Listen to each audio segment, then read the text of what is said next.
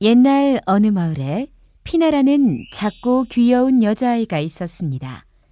피나는 외동딸로 귀하게 자라 원하는 건 무엇이든 할 수 있었습니다. 때문에 피나는 버릇이 없고 혼자서는 아무것도 할 수 없었습니다. 하지만 피나의 어머니는 그런 피나를 너무나 사랑했습니다. 그러던 어느 날 하루는 어머니가 병에 걸려 일어나지 못하게 되자 어머니는 피나를 불러 말했습니다. 피나, 피나야, 이리 좀 와보렴. 부탁할 게 있단다. 무슨 일이에요? 피나야, 내가 몸이 너무 안 좋아서 아무것도 할 수가 없구나. 죽이라도 먹어야 기운을 차릴 텐데 내가 할 수 없으니 네가 좀 만들어 보거라. 아주 쉽단다. 냄비에 쌀을 좀 넣고 물을 부은 뒤에 설탕을 조금만 넣고 그걸 잠시 끓이기만 하면 된단다. 네? 그건 너무 어려운데. 난 못할 것 같아요. 해본 적도 없고 너무 힘든 일이에요. 아니야, 해야 해. 난 지금 너무 배가 고파. 그걸 먹어야 내가 기운을 차리고 일어날 수 있어. 하지만 피나는 못 들은 척 꼼짝도 하지 않았습니다. 결국 피나의 어머니가 큰 소리를 내자 시무룩해진 피나는 마지못해 부엌으로 갔습니다.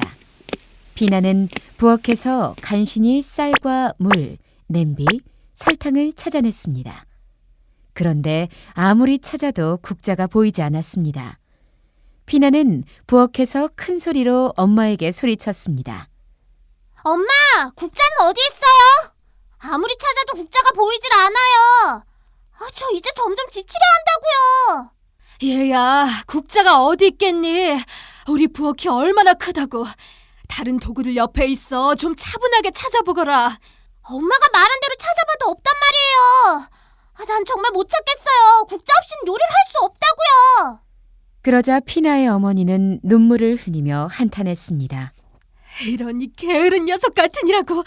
넌 제대로 보려고조차 하지 않는구나. 네가 1000개의 눈을 갖게 되어 국자를 찾을 수 있으면 좋으련만. 피나의 어머니가 이렇게 말하자 갑자기 집안이 조용해졌습니다. 어머니는 피나가 요리를 시작한 게 아닐까 생각했습니다. 피나가 무엇이든 만들어만 준다면 그게 뭐든 어머니는 행복해질 것 같았습니다. 하지만 한참이 지났는데도 여전히 집안은 조용했고 음식 냄새도 나지 않았습니다. 그러자 어머니는 다시 피나를 불러보았습니다. 피나야! 얘 피나야!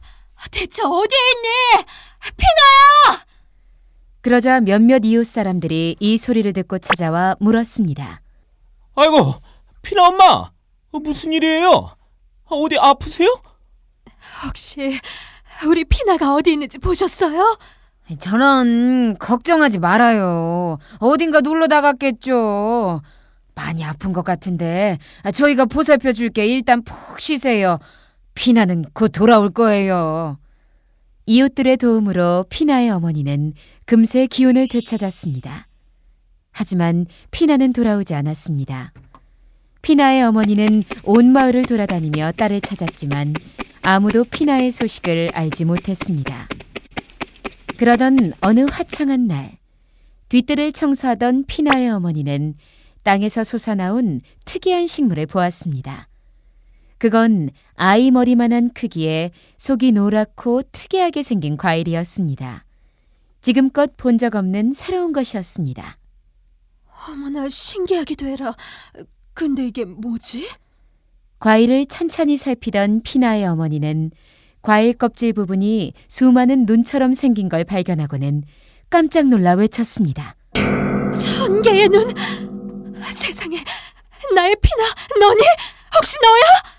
피나의 어머니는 급히 말을 걸어봤지만 천개의 눈은 여전히 아무것도 보지 못했고 눈물조차 흘릴 수 없었습니다.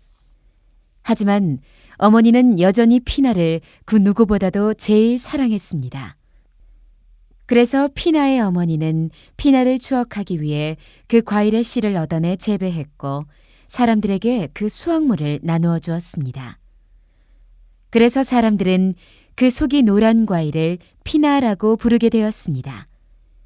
이 귀엽고 작은 응석바지 아이 때문에 필리핀에서는 지금까지도 파인애플을 피나라고 부른답니다.